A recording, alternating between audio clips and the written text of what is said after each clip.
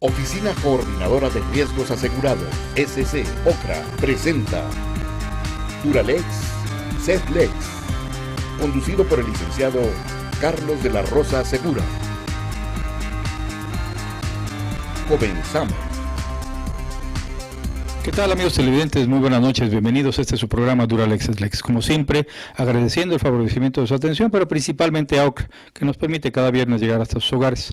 Esperemos que el programa de hoy sea de interés, sea de preocupación para muchos de nosotros, porque finalmente es un derecho humano, los derechos humanos. Hoy tenemos la grata presencia de nuestra presidenta de la Comisión Estatal de Derechos Humanos, la licenciada Lucero Benítez Villaseñor, a quien agradezco que nos acompañe el día de hoy para compartir con nuestro público precisamente este tema que es el de los derechos humanos. No, al contrario, muchísimas gracias por la oportunidad que nos das de este espacio para poder llegar pues a toda la gente que ve tu programa y que esté muy interesada y que se informe y que se documente y que pues lógicamente sepa lo que representan los derechos humanos en nuestro estado. Siempre el licenciado Carlos de la Rosa ha sido una persona que trabaja para la sociedad, que ayuda a la ciudadanía, que da a veces sin recibir, y que nosotros somos congruentes siempre que tratamos de llegar a la sociedad a través de los medios de comunicación con quienes realmente van a llevar la información que necesita la sociedad. Muchas gracias por la invitación. Al contrario, gracias por la flor. Pues bueno, mira, como bien lo comentas, he sido partícipe y testigo de muchas circunstancias por las cuales ha atravesado esta comisión, y una de ellas, hoy estamos en el tema, hoy estamos en el momento en el que tiene que definirse el presupuesto de la Comisión Estatal de Derechos Humanos. Yo recuerdo en mi paso por el Congreso, los 3 años anteriores, lo difícil que resultaba que se aprobara un aumento, un incremento a los insumos de la Comisión, y que hoy por hoy, tengo entendido, atraviesa por la misma circunstancia, sigue sin sufrir algún aumento que se requiere precisamente para garantizar y brindar a la ciudadanía estos derechos humanos constitucionales, y que desafortunadamente hoy veo que en la legislatura entrante pues creo que va a ser la misma circunstancia. Se repite la imposición por parte del Poder Ejecutivo para evitar pues que la Comisión rinda los frutos que la ciudadanía espera, y que constitucionalmente obviamente tiene una responsabilidad enorme, y que hoy creo que quieren cooptarla de nuevo.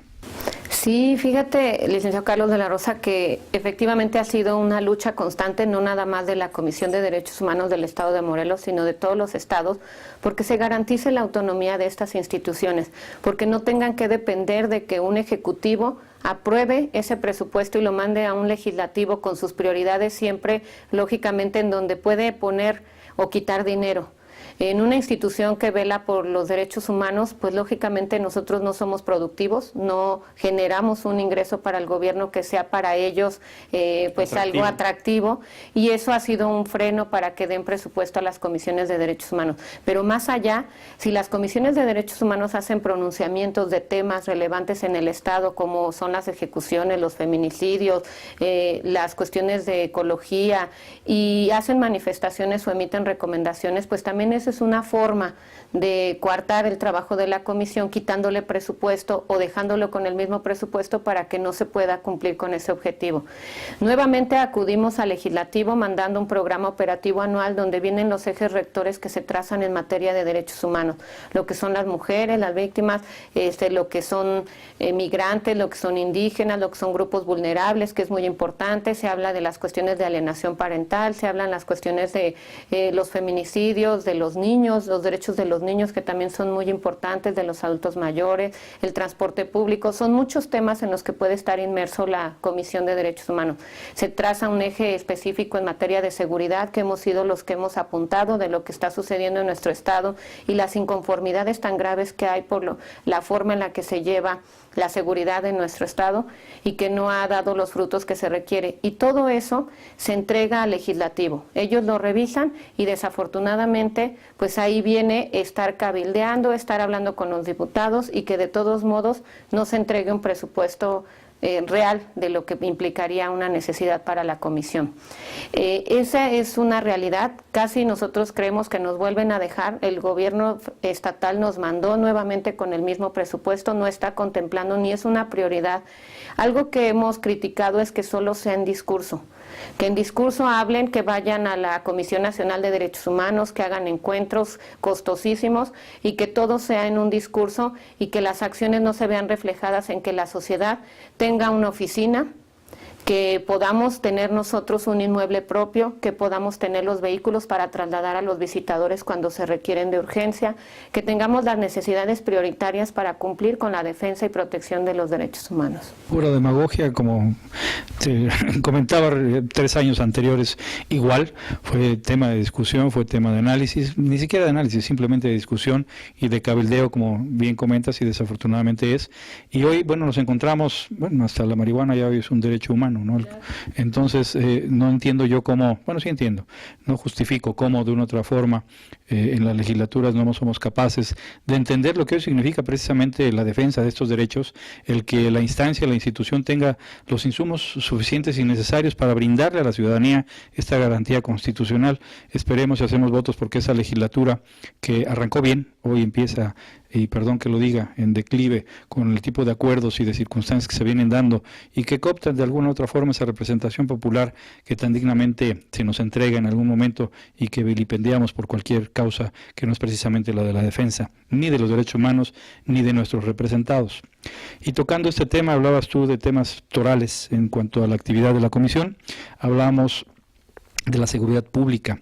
Hablamos de un tema que en lo personal a mí me preocupa y me ocupa porque pues se vienen dando, como bien comentas, una serie de situaciones y de condiciones en la que, lejos de reconocer el Estado, la circunstancia como se viene dando, pues hoy vamos en retroceso, vamos en un esquema en el que pues del autoritarismo puro, un esquema en el que mi palabra es la verdad y lo que digan los demás es percepción, no es realidad.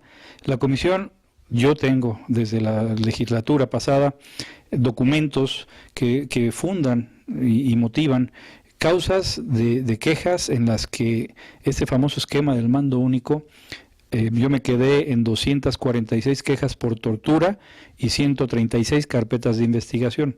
Es algo delicado y grave, y lo más grave es la posición que adoptan quienes en su momento tienen esa responsabilidad de brindar seguridad, porque ante un reclamo que se le hace al comisionado en el propio Congreso del Estado, en donde de una otra manera se debe un respeto primero a la investidura de los diputados y después a la ciudadanía, al momento de cuestionársele qué opina de este cúmulo de quejas y de carpetas que existen, la respuesta es de lo más inconcebible al manifestar que como no se tiene un parámetro anterior, no se puede saber si son muchas o pocas, cuando una en el concepto bastaría para llamar la atención.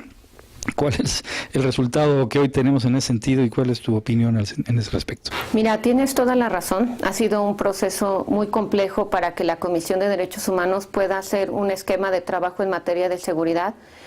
Sí hay un comparativo con los municipios, sí se ha entregado este comparativo incluso al propio secretario, al comisionado de Seguridad Pública. Se han habilitado reuniones con empresarios en donde ellos han estado presentes y hemos informado puntualmente la gravedad en la que se han acrecentado las quejas en materia de derechos humanos. Tú diste una cifra correcta del anterior año y de las carpetas de investigación que se tenían, las puestas a disposición que han sido indebidas, como se hace.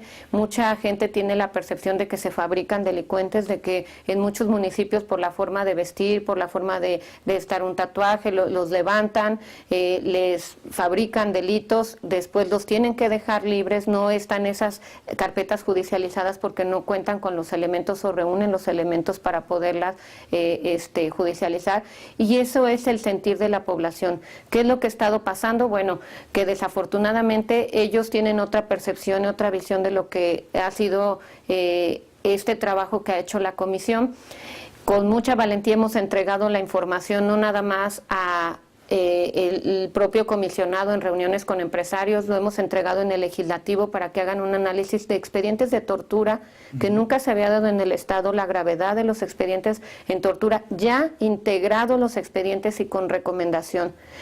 Hay una cuestión también que desvirtúa mucho la Secretaría de Seguridad Pública en el sentido de las quejas de oficio, que para ellos no tienen una validez, cuando la ley de la comisión marca que una queja de oficio se inicia por una nota periodística efectivamente, pero se ratifica en la forma inmediata que se pide un informe y al rendir la información la autoridad, entonces ya tiene validez la queja.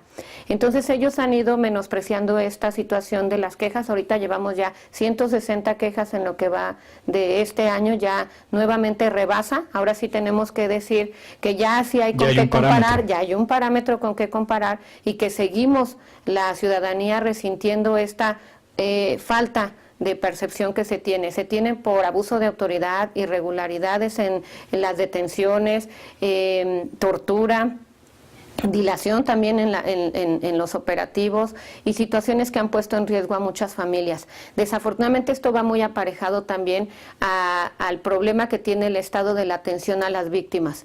Todas estas personas que desafortunadamente por parte del Estado han sido víctimas, han perdido sus trabajos, han sido detenidas indebidamente, han perdido su patrimonio, han hecho cateos indebidos en domicilios y todo, pues no hay un monto que se les pueda designar como reparación de daño cuando ya está entregado federalmente y etiquetado para las víctimas. Tenemos recientemente que se entrega un documento oficial a gobierno del estado del caso Yetro Ramsés, que fue una situación delicada porque es desaparición forzada de persona, porque intervienen autoridades del ejército, porque fueron autoridades también municipales y ahí queda, ¿no? Está el caso también de Alan, está el caso ahorita tan lamentable de gente desaparecida como joven, ¿no? Oliver. Sí, entonces se tienen muchos casos que se están documentando, que se han entregado, que están las familias pues muy dolidas de que no se les haga justicia.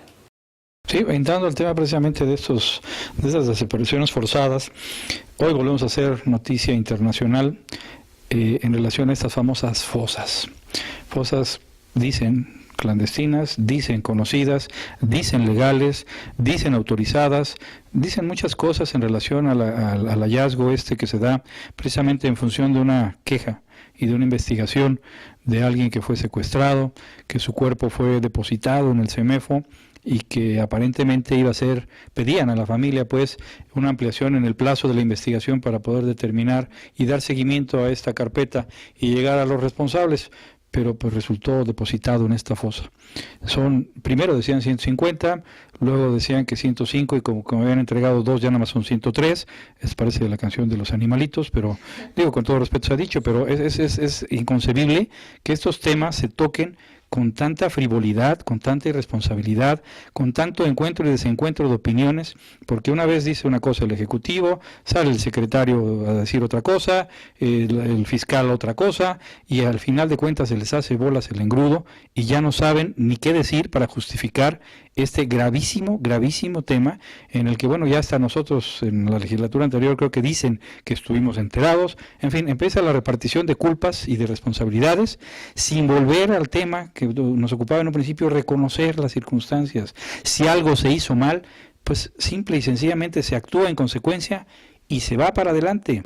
Claro. No se oculta, no se desdeña, no se habla frívolamente de los temas como lo hace el comisionado, como te comentaba hace un momento, en que pues no hay parámetros, no sé si son muchas o pocas, 200 denuncias por tortura. Y este es el esquema en el que el secretario de Gobernación, Osorio Chong, pretende, ahora también él, igual que el comisionado, amenazar a quien no entre a un esquema que ni siquiera constitucionalmente ha sido aprobado, obligar al municipio a perder en su oportunidad, los recursos y su autonomía, violando el 115, violando el 21.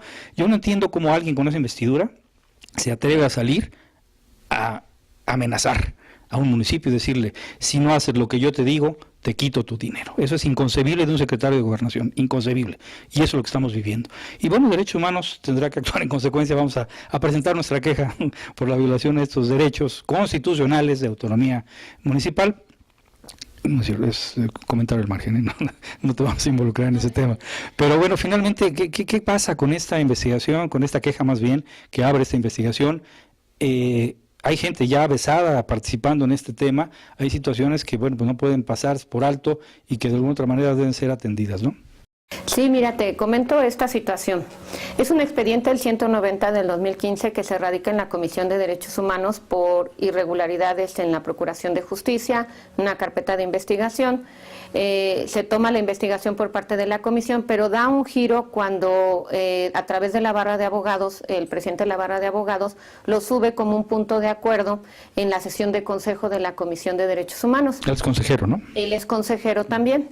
Él pedía que fuera recibida la familia porque ellos consideraban pues que ya había situaciones que habían tomado una relevancia mayor con la aparición de estas dos fosas que aparecieron en Tetelcingo en un panteón.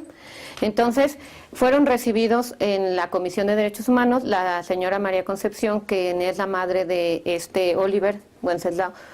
Nos empieza a narrar todas las situaciones que se dieron porque su hijo estaba en un frigorífico de Cuautla. Él estaba resguardado precisamente porque estaba sujeto a una investigación, aunque estaba plenamente identificado. Posteriormente, por una persona llegada a ella, se entera que dentro del frigorífico de Cuautla ya no había cuerpos, que ya los habían trasladado a una fosa común. Entonces, ella exige a las autoridades que se haga la exhumación y que le hagan la entrega de su hijo porque ella lo había identificado plenamente y todavía faltaban investigaciones por hacer en esa carpeta de investigación. ¿Y hay documentos que así lo...? Hay un video, de hecho hay un video, hay documentos firmados por la propia Ministerio Público adscrita a Cuautla. La inspección que hacen mis visitadores pues determinan diversas irregularidades graves porque la carpeta ya tenía 6 meses sin movimiento, sin que se hiciera nada, no sabían qué hacía en un lugar, la llevaron a sector central, la regresaron a Cuautla. Entonces, bueno, había muchas anomalías que se podían determinar y que la propia visitadora levantó un acta circunstanciada de hechos. Posteriormente, pues se hace esa exhumación y al hacer esa exhumación del cuerpo de Oliver, que incluso obligaron a la señora a pagar un equipo especial para estar presentes, cuando en el momento de la inhumación de estos cuerpos, por el video se ve que ellos no cumplen con los protocolos ni cumplen con la formalidad que se debe de seguir para hacer este tipo de fosas. Ya salieron a relucir irregularidades mucho más graves, ¿no? Hay cuerpos que no tienen ahí número de carpeta, que no tienen una referencia oficial de que el Ministerio Público los haya puesto a disposición. Se tiene que hacer un acta de defunción que debe de ser protocolizada por el Registro Civil, pero siempre y cuando el Ministerio Público ya haya firmado ante la propia Secretaría de Salud, ante el propio Registro Civil, de que esa carpeta ya está integrada y que lógicamente ya pasó el plazo para poder inhumar este cuerpo.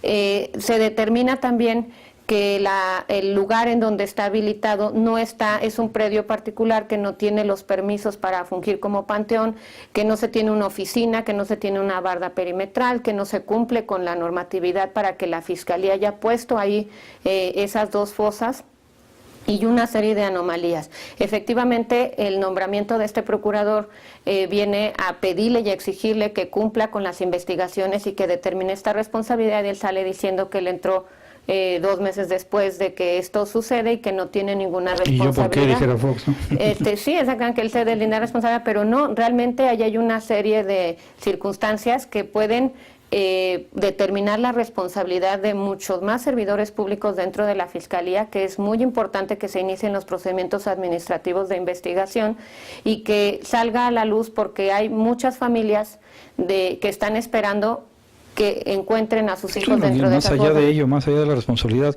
son cuerpos de seres humanos que fueron simplemente arrojados a un hoyo y que no sabemos realmente su identidad, que no conocemos el hecho en el que pudieron haber estado involucrados, no sabemos ni si son muy antiguos o a lo mejor también un poquito más para acá, de dónde pueden resultar cuerpos en los que pasó, ¿no? Y que todavía no estén integradas las carpetas. Eso es lo que quiere la comisión, que primero nos demuestren cada carpeta que coincida con los datos de las personas que enviaron a esa fosa, para que nosotros de ahí podamos determinar qué familiares pudieran estar buscando a estas personas si se hayan ido a esa fosa común. Las irregularidades que existen para haberlas tenido en ese panteón que no cumple con los requisitos para ni siquiera estar habilitado como panteón, porque lo que nos dicen es que tiene un camino de saca, que no deben de poner ahí ese tipo de fosas y todos esos procedimientos que se hicieron. Ahora también hay situaciones muy delicadas donde dicen que no se les hicieron las pruebas de cabello, donde no tienen videos de esos cuerpos, donde dices, ¿no? Todo el protocolo que se debe de seguir para poder habilitar este tipo de fosas.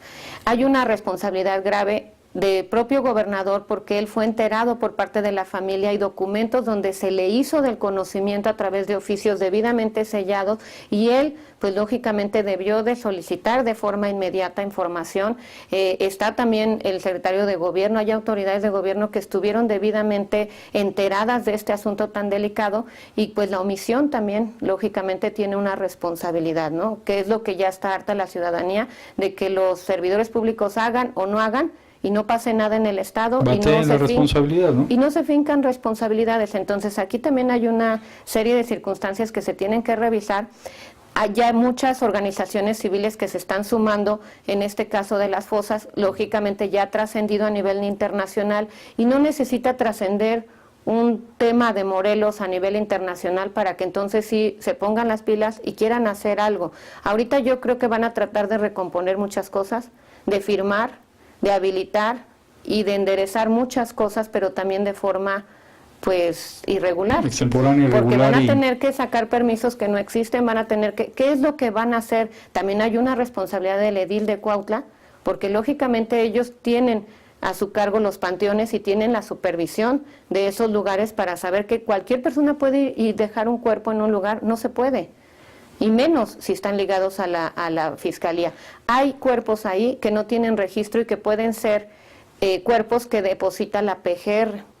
Y te quiero comentar esto porque sí se tiene que hacer un desglose de los que corresponden a cuerpos que fueron inhumados ahí por cuestiones del fuero común, y otros que vienen y que deposita la PGR en la fiscalía y que están en los frigoríficos, pero que no corresponden a delitos del fuero común y que son mucho más graves. Por eso pueden no tener un número de registro de carpeta.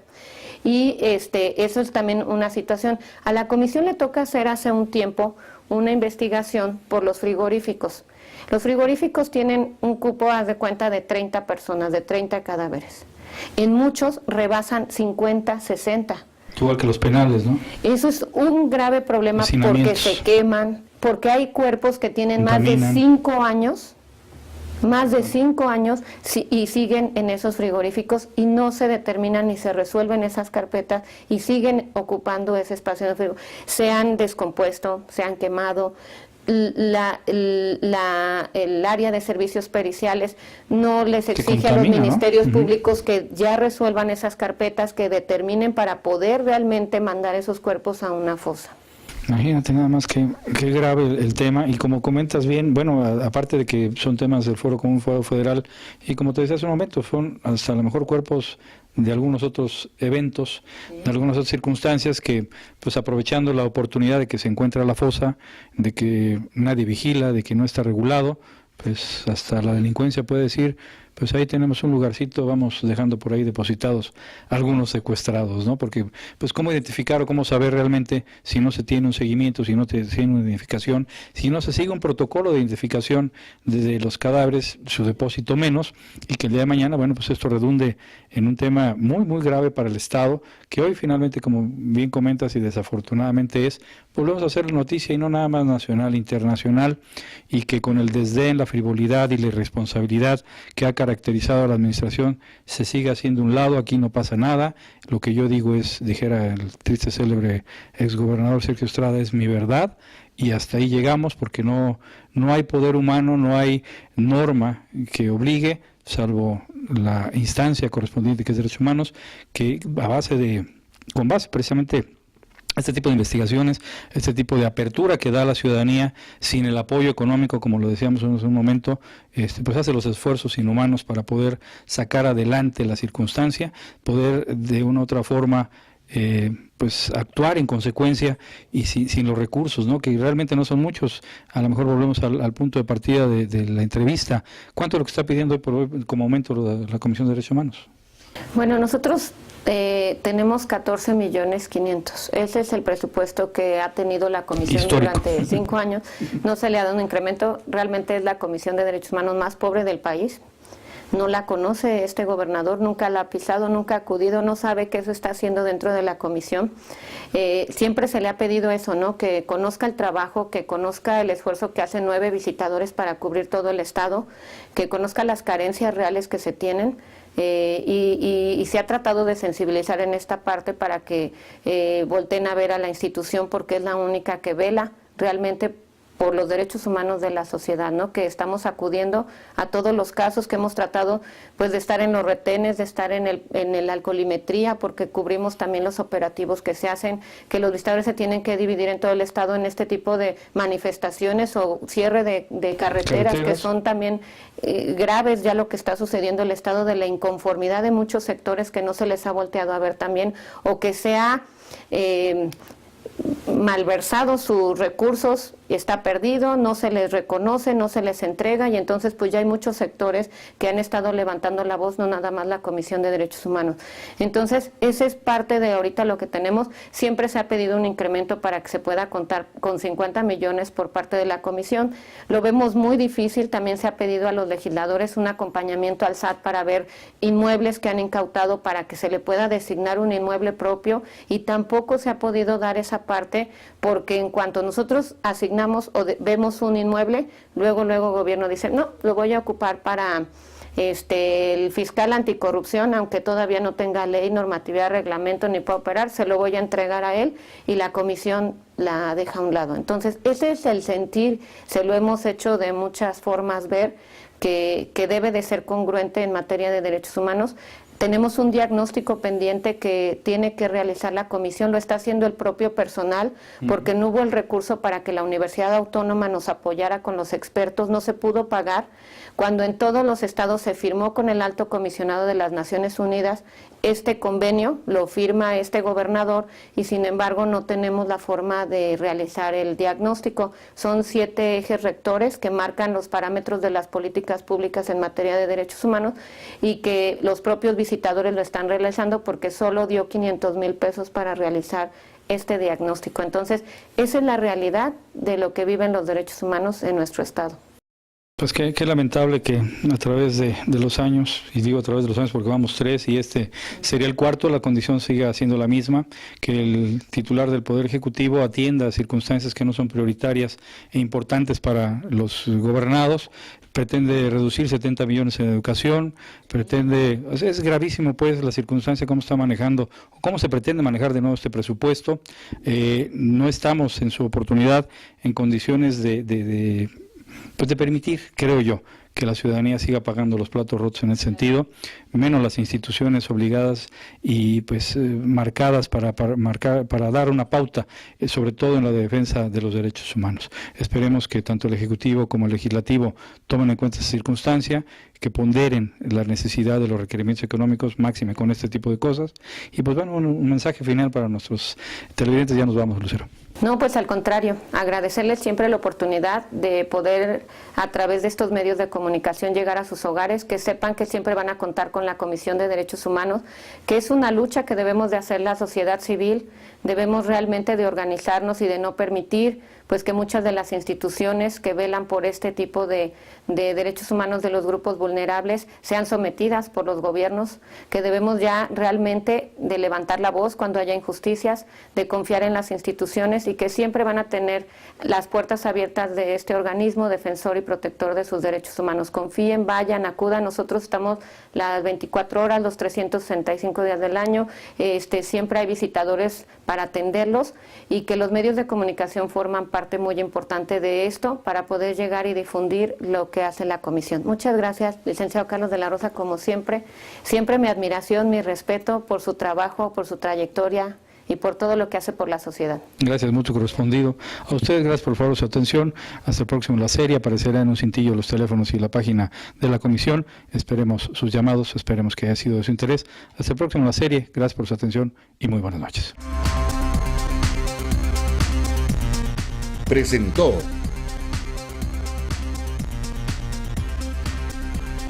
Hasta la próxima.